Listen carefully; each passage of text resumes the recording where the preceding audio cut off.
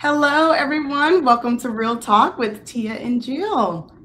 Hello, hello. Welcome to Monday. I think I say that every time. Yes, yes. I feel like Mondays deserve the welcome to Monday. I think so too. Plus, right, it's like that's why we do this on Monday because we are kicking off the week together.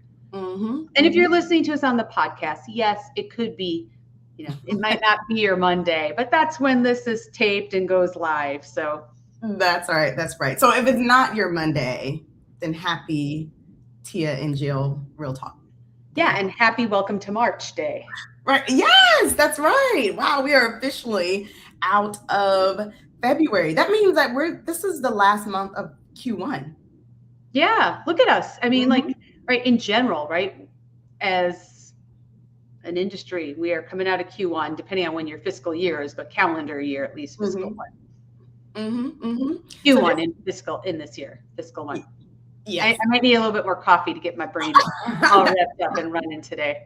I know a lot of people are probably thinking like, is it my Q1? Is it my because they're all on fiscal years. I'm at calendar Q1, but it's almost like a check-in on all the things you said you were gonna do in 2026, right? You have one more month left in the quarter, right? How are you gonna use these next, well, I was gonna say 31 days, but now what we're at 28 days, 29 days. Yes. Right. Yeah, but I think this is the time. I don't know about you, and this is a little sidetrack from our stuff, but this is when you really start getting into the year and you're like, I only have 9 months left. Mm-hmm. And I know that sounds really goofy, but I know a lot of people who are still at 3 months going, how am I going to do this project or these goals this year? Yes. Yes. And Yes. that's real. Mhm. And I'm going to shamelessly plug this is why we have our cohort starting in 2 weeks, because to get all that stuff done that you want to get done, gosh, how about we approach it a little bit differently than before to have different outcomes? Yes. Yes. Exactly. It's one of those things, and it kind of fits into our topic as we think about like org charts and all the reorgs that's been happening across the industry. But Yeah. that's something that we are so used to, especially at this point. We're so used to reorgs, but really the problems don't go away. No. And thank you for tying that together because that was not my intent. But it's absolutely true because this is when people start going, things aren't moving ahead the way that we think they should or the way that we wanted to, or it's not clear, or we don't know. And sometimes Mm-hmm. the response that's given by an org is, well, it must be time to reorg so we have better clarity and accountability and alignment and all of that. Mm-hmm. But that's a myth.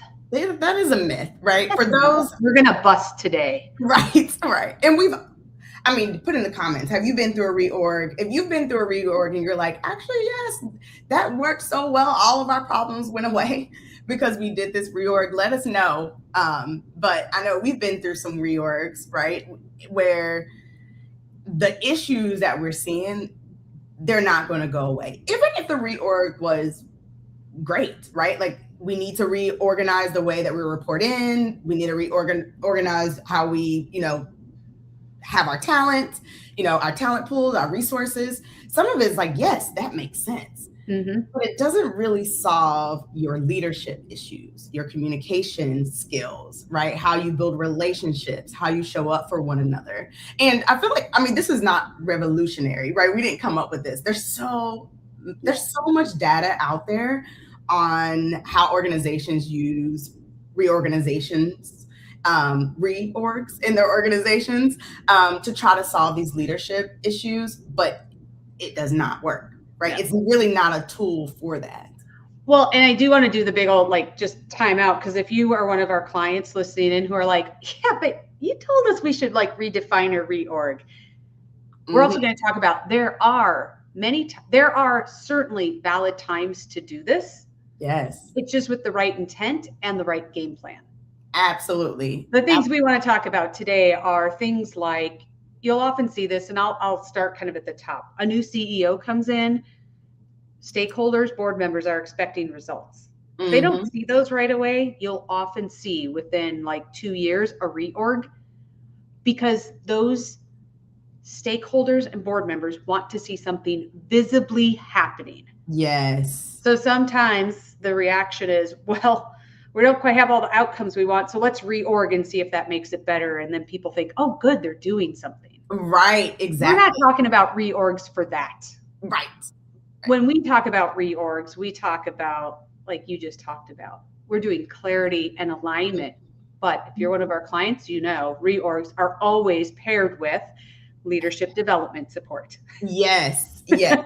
Absolutely. Absolutely. You're right. You're right. 'Cause we're in the middle right now of going through a reorg with one of our clients, but it's partnered with, like you said, developing your leaders, because Yeah. sometimes you need to restructure.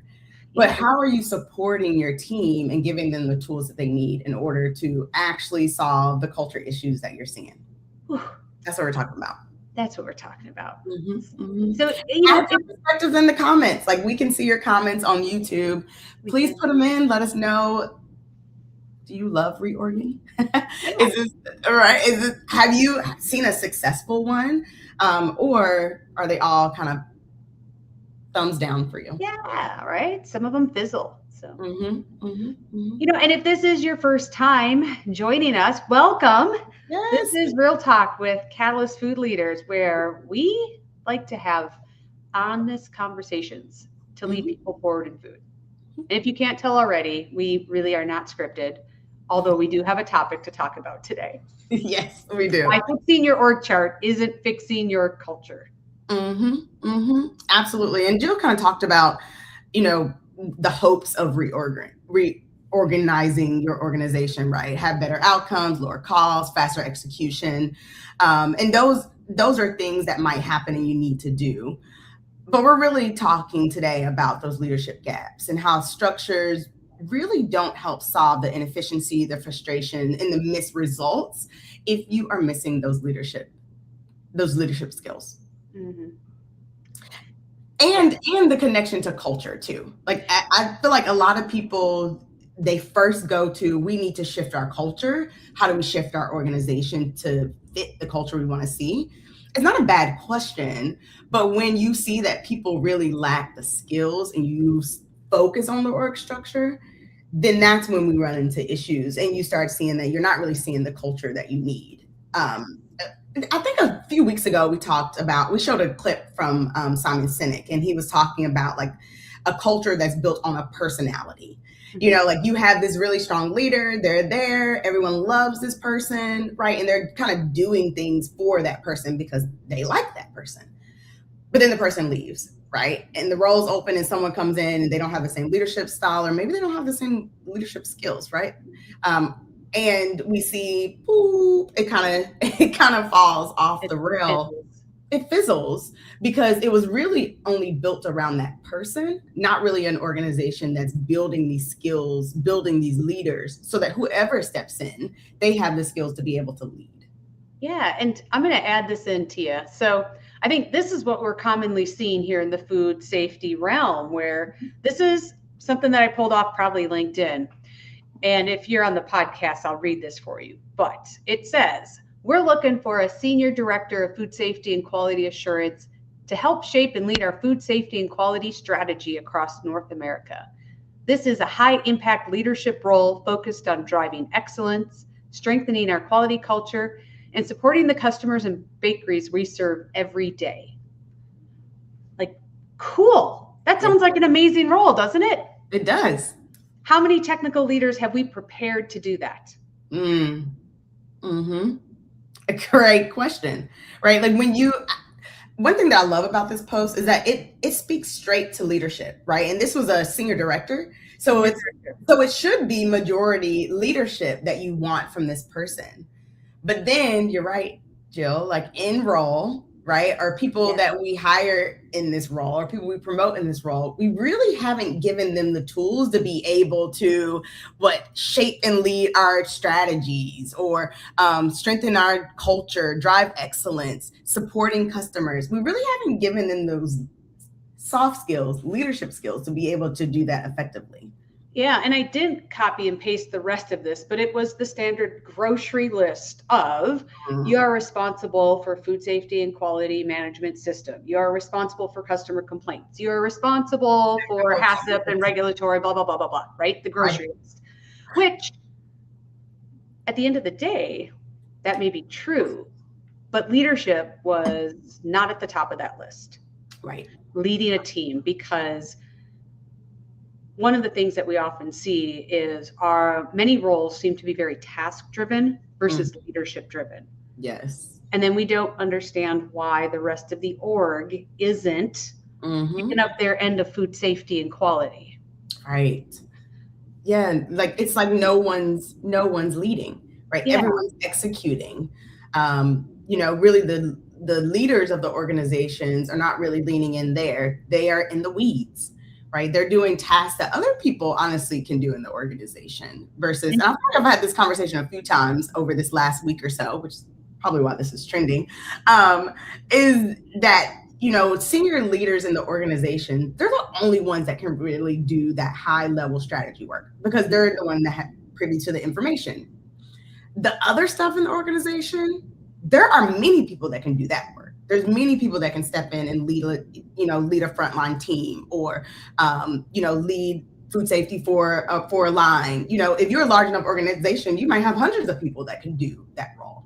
But only a handful of people can really do senior leadership in the organization. So when I see an organization and the senior leaders are doing more executional work, I'm asking the question, who's leading? Right. Right. Who's leading in the organization? Because that is a special skill set. And those are the things that sometimes maybe aren't fully present, which then lead organizations to say, I think we need a reorg. Right. We need to realign, and so that we can, maybe refocus or elevate or have awareness. And once again, those things inherently are good. Yes. Those are good things to do, as long as the follow-up after reorg is in place for the support to follow it. I'm reading this comment that we have in the chats that someone had a bad experience with a reorg because most of the time it cuts heads and causes other managers to take on more responsibility. Ooh, yeah. The famous, we're reorging, but really you're doing it as a cost savings. It's cost savings, right? It's not really to help with flow or communication or, all the other reasons. It's really a cost savings initiative. It is. Which is one of the worst types of reorgs, especially when you think about the impact of culture. It is. And I think the other part is sometimes as you navigate through those things, because we've done a couple with clients where as things distribute, people do go, gosh, I feel like I've been given more responsibility. And we're like, yes, you have. You are in a more senior leader role in this organization, and you do work through people. So your scope of responsibilities has matched where you're at and where you're building capability. But that's also because you're doing more work through people, not you doing all the individual tasks. Right. And that should align with, like, as you're thinking about, because we know cost savings, that's a part of our industry. That's a part of how we do work right now. That's really not going to shift in the next 10 years. But like you said, I love the way that you said it, Jill, in the sense of if I am taking on more responsibilities, do I have the resources to manage it? Am I given, am I now over a team or that can help execute? Did some things come off my plate? And having those conversations. We talk to a lot of people that are in a very similar position where it's like, I feel overwhelmed. I have so much stuff on my plate now.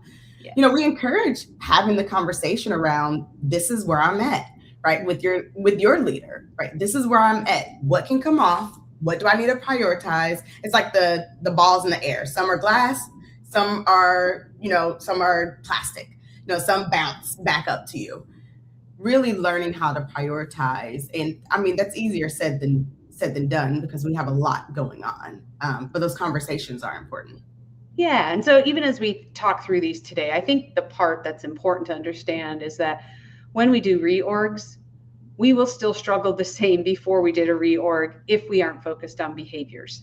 Yes. And addressing bottlenecks and focusing on outcomes. So once again, reorgs inherently aren't bad. It's just if they don't have support and the intention behind them, then they can keep us stuck in the same things that have been creating problems for today. It just looks like it's in a different structure. Right. Exactly. Yeah. So we talked a little bit about why reorgs happen, right? And the pattern we kind of get in that reorgs is really just a reflex to something's going on. We need to make a visible change. I love the example that you gave on the board is asking for something, right? The board needs to see change, and this is our visible change. To issues that we're seeing around clarity, efficiency, and maybe even alignment. Mm-hmm. Yeah, and I think the part that's important with this is when we think about structural changes, like we just said, are visible. Mm-hmm. But we're talking about culture change, right? We said reorgs won't lead to culture change. Right. Culture work is not visible. Right? Those are the things that are the behind the scenes, how we do things, who we are, how we show up every day. Mm-hmm. And so those can happen regardless of what your org looks like, but alignment does help things move easier. Yes. I love that. Culture work is not visible. That is so true, right? We feel it. We know, like when people are like, how do I know I'm in a great culture or a toxic culture, right? We feel it. Mm-hmm. And some things, right, the symptoms might be visible, right? Or the outcomes might be visible, but that work to shift it, a lot of times that's not visible. And we gravitate to the things that are visible, like, ooh, let's put that metric down. Let's reorg our structure. Let's do these more visible things versus like actually doing the work and shifting people's behaviors. Yeah.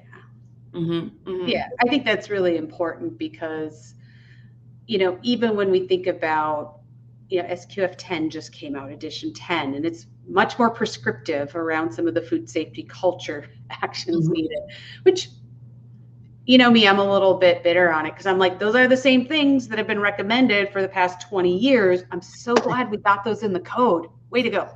Yeah, so people can create another checklist to check it off. Still get their 98 or whatever. Yeah, but we're trying to make it visible. Right. We're trying to make it visible. And these are the things like, do we get along? Like, that's not a visible metric. Do we communicate effectively?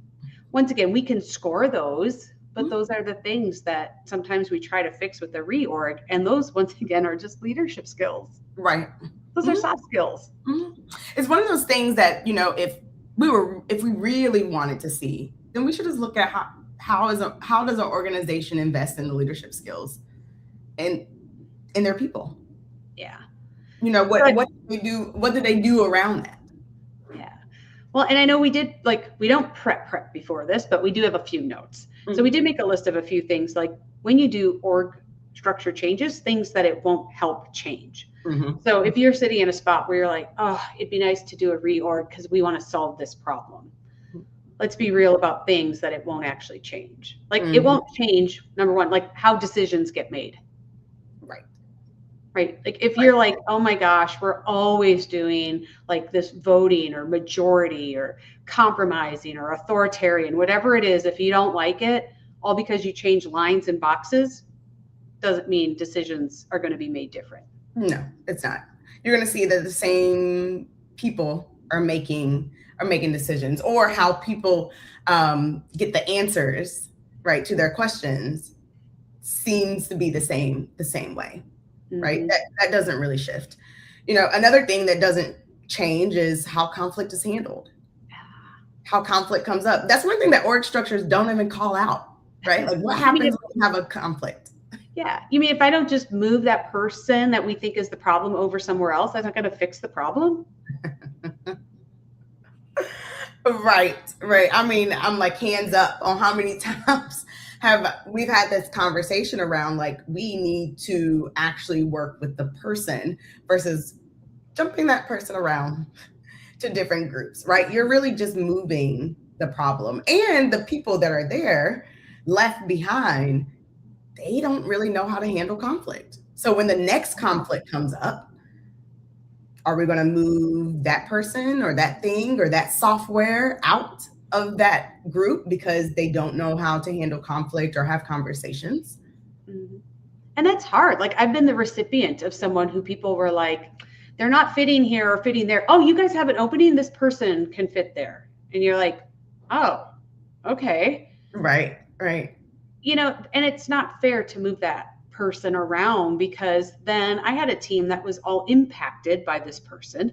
Right. And then I was the one who had to work on, well, the team, supporting the team, performance managing this person. Right. Yes. So we could have done that before we impacted an entire another team. Right. Yes. Yes. Yeah. So true. So true. It's like those times where, okay, we go straight to understanding performance and either helping that person get the skills they need, or sometimes it's not a great fit, right? Whichever one it happens to be. But like you said, moving people around, jumping them around when we know that there's a problem here, a conflict that needs to be handled, is only creating this whirlwind, this churn, across teams. And what does that say about the organization too? We've been there where this person is jumping around and everyone's like, yeah, Tia, she's been here, she's been there, she's been there. The organization's not going to do anything with her. Right. Right. Yep. We have helped clients through that as well. Yes, toxic person that gets moved around. I think, the other thing I look at with organizations is they tend to take on way too many projects. Oh, yes. Right. It's the overpromise of all the things we're going to do that maybe aren't all always external facing, but internal facing. Right. Put a yes in the comments if you felt the whole oh, by the way, we only have 12 goals to accomplish this year. Right. Everything's a priority. Yeah. And reorgs do not shift how priorities compete with each other. Right. Not at all. If you have 25 priorities, you're still going to have 25 priorities when the organization shifts. Sometimes you might have more. I've definitely seen it where an org structure happened, functions were combined, and now there's 30 top priorities. And I mean, no exaggeration, right? Literally 30 priorities. And you're trying to figure out who's going to do this work that needs to happen over this next year. Yeah. The restructure does not help with that, right? That's still one of those things that does blow my mind. I mean, it doesn't mean that I'm not I'm guilty of this too. Oh, Tia and I do this, right? We're like, oh, we want to do this and this and this and this and this. And then we're like, okay, reality check. Right. What are the things we actually have capacity to do? Which ones are actually priorities for our clients or for our business? Because I mean, right, we have things that we're like, oh, that'd be just fun to do. And we're like, cool, not a priority. Right. Exactly. And that's a hard thing for companies to look at, because we do have all of these stakeholders that we're making promises to, and that is important. But it's also important to be realistic, because the people that are also carrying these loads are the ones who either are trying to sort through them or figure them out. Yeah, I think it goes towards the comment that we had around the bad experience around org structure, where heads were cut, but people took on even more responsibilities. So how do we prioritize, right? Org structures don't help with those competing priorities. No, and I think that even goes into this last thing, org structures do not change how leaders show up under pressure. If you were in a spot already where you're like, gosh, my plate's full, and now we reorg and it's not clear, or we think that person will show up differently because maybe they have some different responsibilities, it doesn't change the core behaviors all because you've changed boxes and lines. Right. Even if you feel like, this person needs to take on less, or they've asked to take on less, and you move them to less, unless you actually really explore that and understand, right, what's going on and how to support this person, behaviors just won't change, right? Because org structure, that's not addressing the behavior of how this person shows up under pressure. Yes. That's probably the thing we want you all to take away today, right? Reorging does not change behaviors. Right. And in fact, I think, even as we talk about this, the things that lead to, when we think about behaviors, if I'm inefficient today, we reorg, I'm going to be inefficient tomorrow. Right. Exactly. If I have an inefficient process today, it's still going to be inefficient tomorrow. If I don't know how to build relationships today, putting me over here is not going to solve my issue on building relationships. No. In fact, I think it even amplifies, when we see, the workarounds. Right. Like, gosh, at least in this current org, even if it's dysfunctional, I know how to work through. Right. But now if I change things, now I don't know. So that tends to have people move around things if it's not clear where support goes. Right. Exactly. And I think this kind of moves to our next point of like those leadership gaps that's just hiding under the org chart, right? The ones that you think, oh, let's change the way we're structured, when in reality it's a leadership gap. And one of those things, unclear expectations. Like, oh, if we move them over here to this group, expectations will be clear. No, you got to do a little bit more work than that.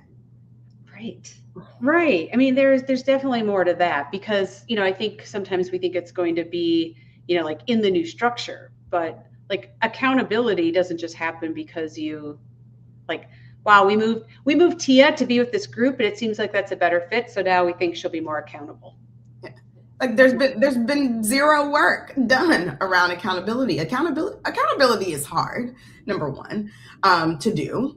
It's hard to do at work. It's hard to do in our lives, to hold someone else accountable. That takes skill to do. It's actually a skill. We don't like just come out of the womb knowing how to hold people accountable.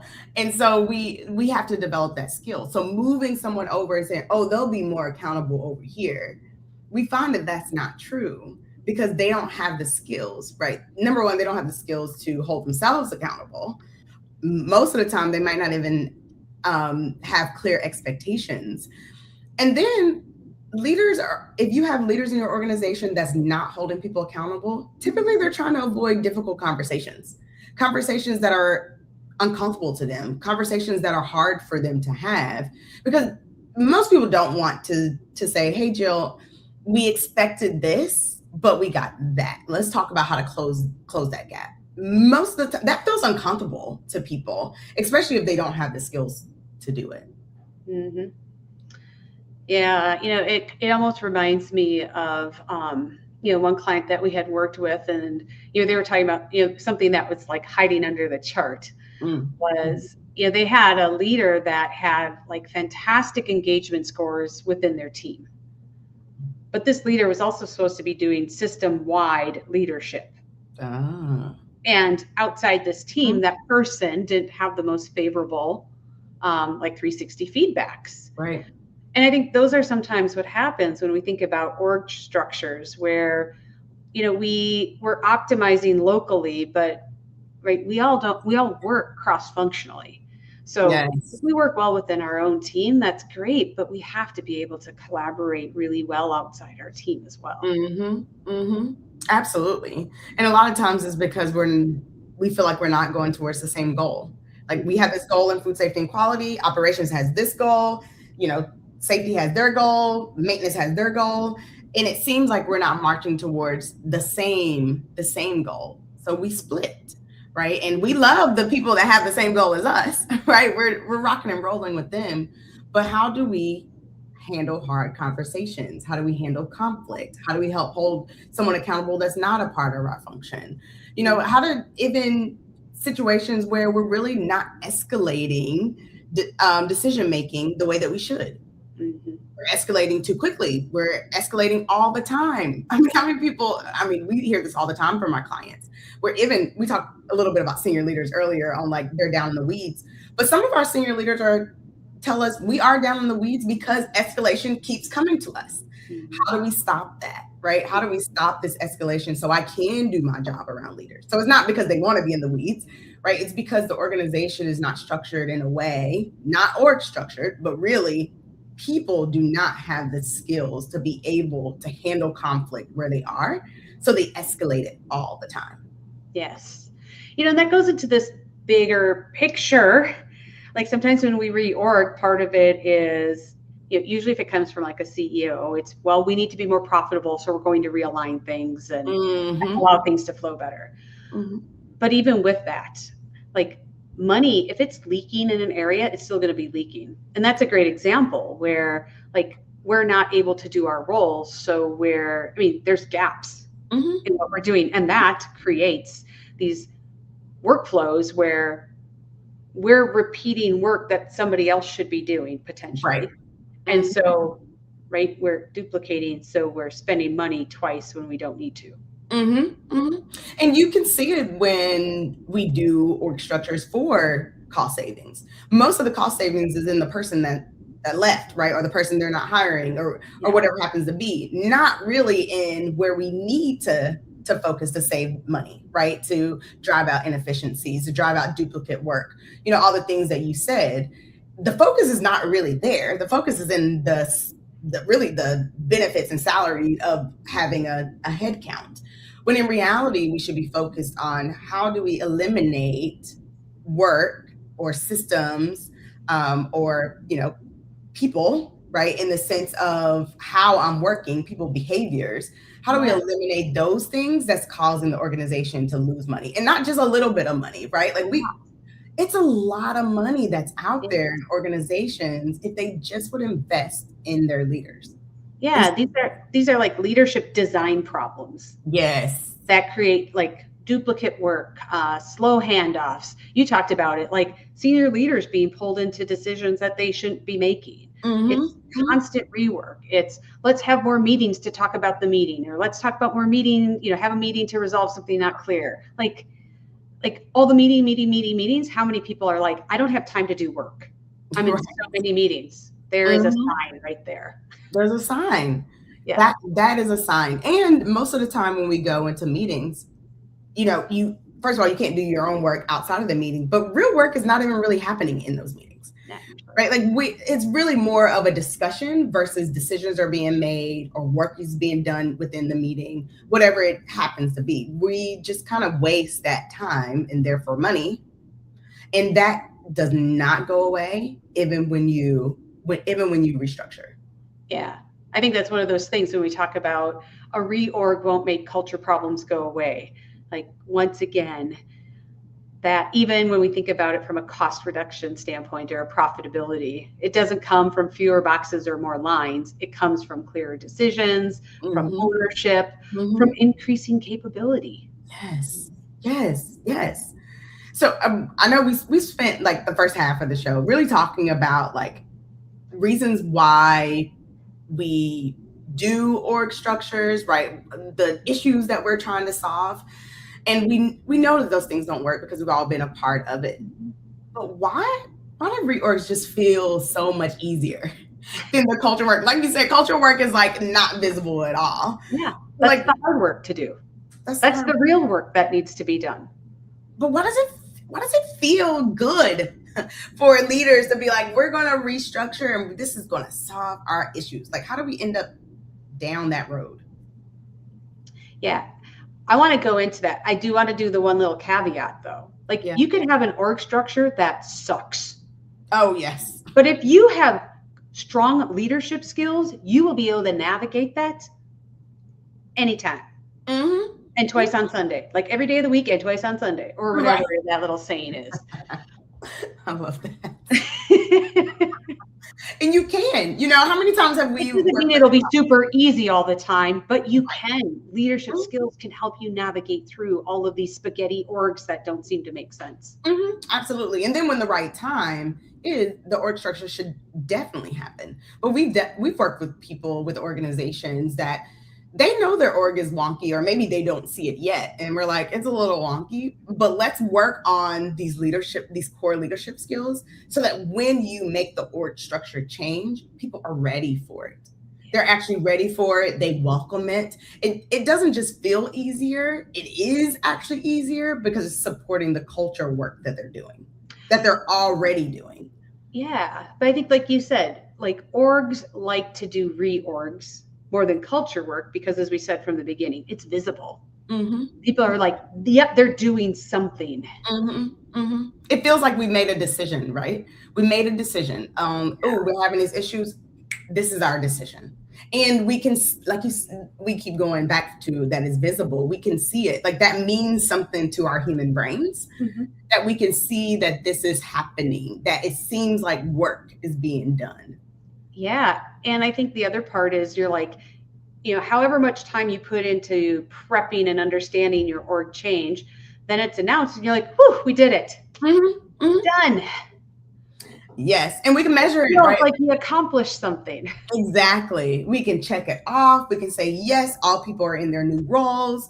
We can say, yes, we reduced this headcount to this. We added this headcount here. We can measure it. And when you know how much this industry love KPIs, even KPIs that don't really drive much of anything, Right. We love them on a scorecard. And this is something that we can put on a scorecard.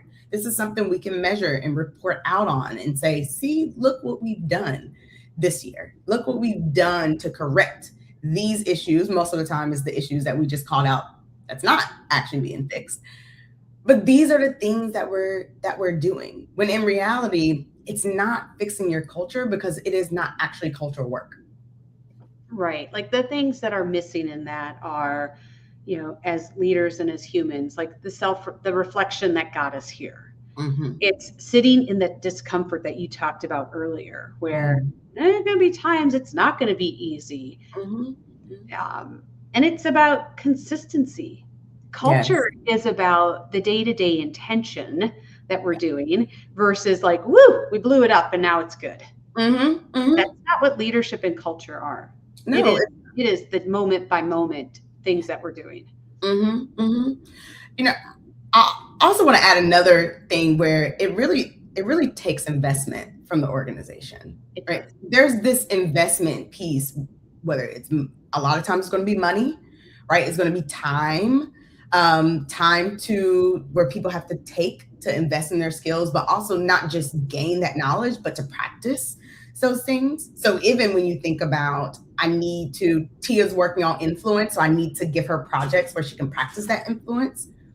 That has to happen from the organization in order to grow these key skills. And so, which takes work, right? It takes work to say, we're going to put this amount of money in the budget to invest in our people every year. Yes. So I think the part that people might be wondering is like, we've alluded to it, right? Like leadership skills need to shift if we want to have success either in our unoptimized org structure or even in a more optimized org structure.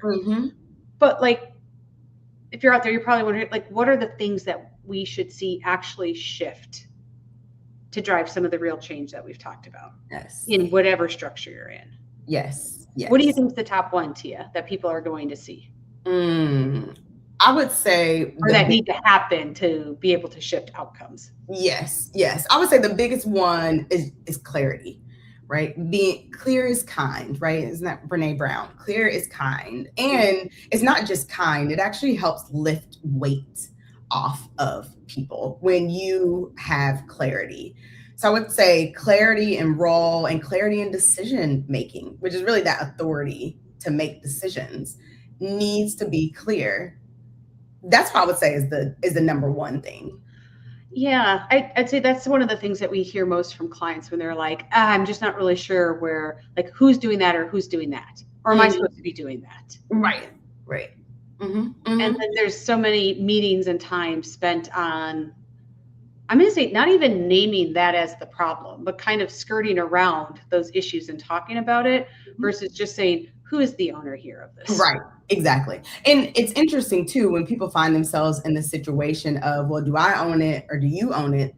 The way in practice, what we see is that everyone is kind of sitting in these meetings, right? So is it me? Is it you? Well, we're both there. We both know what's going on, but neither one of us is making decisions because we don't know if it's our decision to make. So I have tied up 2 of my team members to sit in the same meetings, but no decisions are being made.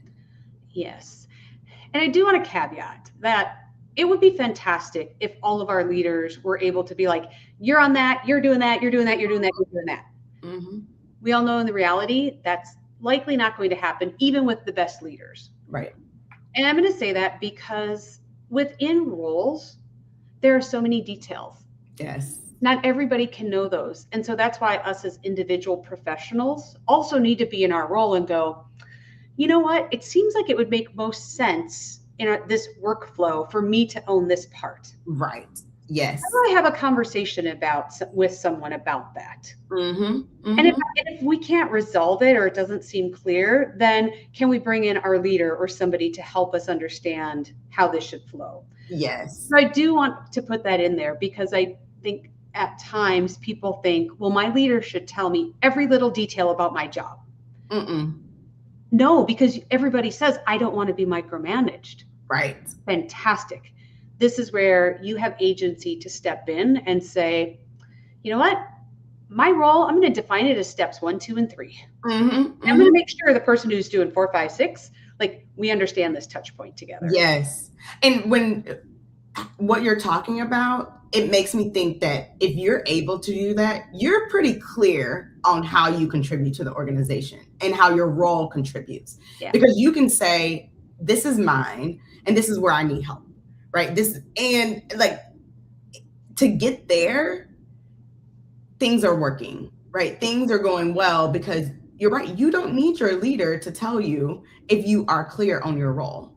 There's going to be times, I mean, there's many, many times through the year that you say, "Ooh, that's mine," or "Oh, Jill, I see that you're on this meeting. It should be me. Forward it to me." Yep, absolutely. Boom. Or, hey, Jill, I got this meeting. It should be you. Here it is. Right? Like those things happen all the time. That should be a part of normal operations because there's some people that don't know your nuances between roles. But if you were clear, then you can make those decisions without escalating, right? We kind of talked about escalating conflict or escalating decisions. You don't have to escalate that decision because you are clear. You know you should be doing. Yeah. And I think that helps because as leaders, if we're aligned on priorities, Mm-hmm. it should give us some clarity on like, okay, if priority A is what we're working on together, can we navigate through this together, even if we don't have item by item, task by task clarity? Right. Like, we can do that together because together we understand it's a priority and we can navigate that. Mm-hmm. Mm-hmm. Yeah, I would definitely say aligned priorities and making sure that leaders are aligned on priorities. And leaders, I'm kind of looking at everyone, right? All of us are leaders in an organization. We should have these aligned priorities. I would definitely say like this is a close second, and one that I see that many organizations don't do well. You know, we kind of talked about earlier the laundry list of priorities. Being able to prioritize is like a lost skill, you know, or like a underrated skill, really, where it's one of those things that we just take for granted when people know how to do it, but we live without it so much. And that leads to us being stressed and overworked and burnt out. And part of it is the way we are structured right now, right? Like I could be working on my day and all of a sudden, bing, I get a text. Oh, yes. Oh my gosh, is that my new priority for the day? Or you get an email or a meeting request. Yes. And so it's also about, once again, these personal leadership skills of how do I navigate through those things? Yeah, and I'm just gonna put a small plug for Strategic Leader. It's one of the cohorts that's starting in March. It's important to, as senior leaders, you're aligned on priorities because as those little pings are happening for your team, you have to realign those. Yeah. Especially if they're coming outside of your function. You know, like functions have the ability to say, "Ooh, this is a really cool project. We want to do this. We didn't identify it. It might not be on the strategy plan, but this is a big cost savings for us or big efficiency saver, you know, whatever it happens to be." And it comes up and now, boom, your team is involved. Having the right skills to be able to take a look and say, I cannot put my people on it right now, but I can in a couple of months because this is what's going on. Or to say, yes, we need to jump on this. This is how we reprioritize. That is a skill. And as a senior leader, right, as a strategic leader in your organization, it's important for you to have those skills to do. Yes. Those are things that we're building in Strategic Leader. Yeah. And, you know, I think it leads to one of those questions where I heard somebody a couple of weeks ago that we were working with, and they said, does that mean I have to ping that decision up to like my leader and then they pong it over to that function and then it goes back down and blah, blah, blah. And I'm like, no. what it requires, I mean, maybe I should say maybe, but no, because the other thing is, and I've done this with my teams in the past where I'm like, obviously we want you to be able to work with other teams. When they come to you and say, we need help, awesome. But here is the list that we just agreed on. That is our list of priorities. If it's not on this list, and we try to make sure that we're covering the company, right? If it's not on this list, it's not a no. It's let's come back and see, does it need to be on this list? Exactly. So you don't have to tell that person like, oh no, you need to go to your boss, and then their boss goes to my boss. Like you don't need to create that complexity in it. That's a misuse of an org chart. Yes. Yes. That's because we're using it in place of having this list of priorities and this understanding. Like my boss will always support me saying yes or no, but if I don't have these core things covered, I definitely have to come back to like realign. But if I got my stuff covered and they're like, can you help me? Go for it. Like absolutely jump on in. But we can't take on additional work till we have our core done or we decide to shift it together. Right, exactly. And I think that goes back to our first point around clarity. Understanding what you're doing, understanding, what your priorities are, having that true clarity of role allows for your team members to make those decisions quickly, to say, oh yes, I can help you take care of that this week and next week.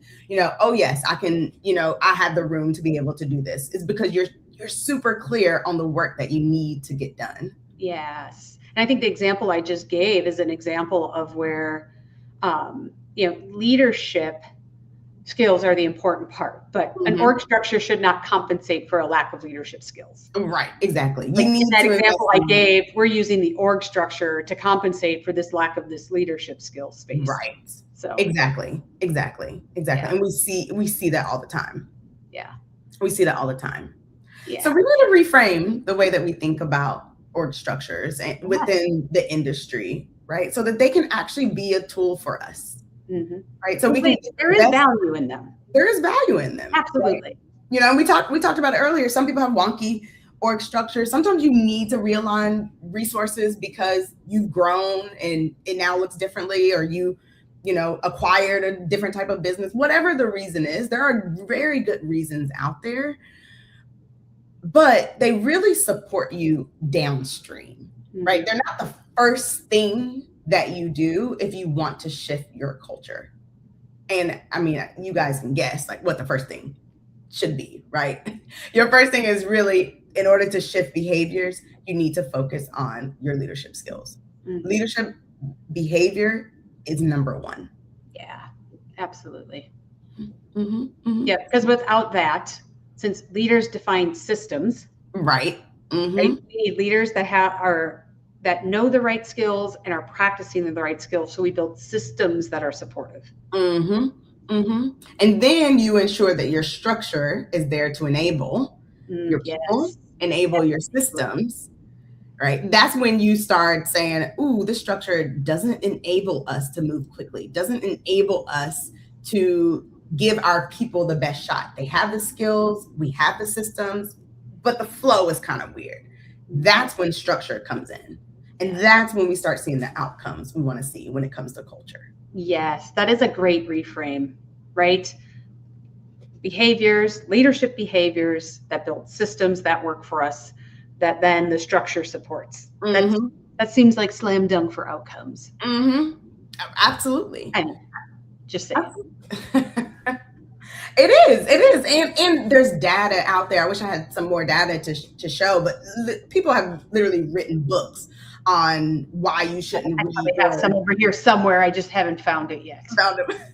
But there's been books out around, why focusing on your organization and how it's structured is not going to fix your culture issues, not going to fix your communication issues, your inefficiencies, right? Because that all stems from behaviors. Yeah. And, I'm just going to look at it from a very practical lens. Like when you think about doing a reorg, there's a lot of paperwork and things that need to happen to make that happen. That's all cool. That's needed in the big picture.